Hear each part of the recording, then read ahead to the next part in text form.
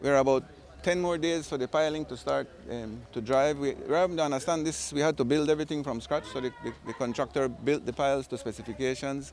10 more days is left for the piling to be cured. And after that, not only the piling, but the protection that we need to put in, the shear wall. So in about 10 more days, they will start doing the physical work. How long do you think this would remedy the situation? Because we have a homicide issue with that section of the highway.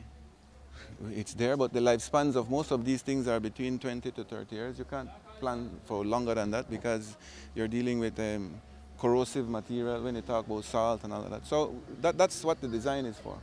Okay, so since the collapse of the manual there, has it gotten worse? I haven't passed through that There's area another yet. section that we have. What happened is when it happened, we sent out our engineers to analyze the whole area, and there's another section that is at peril. So once we finish this one, we'll have to do an analysis and do a proposal to start dealing with the other side.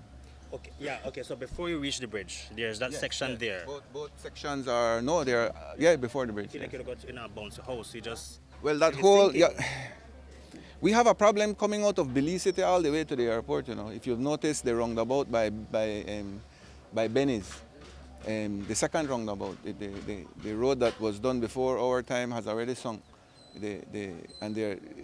What our engineers are telling us is that there is like an underground water stream, and that the material, the sub-material that's there is not adequate. So to be able to remedy it permanently, you might have to drive piles and create like a causeway type scenario.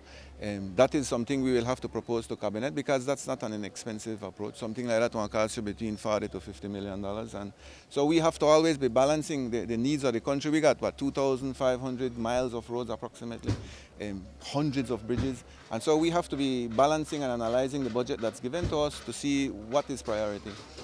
So that's how we approach it.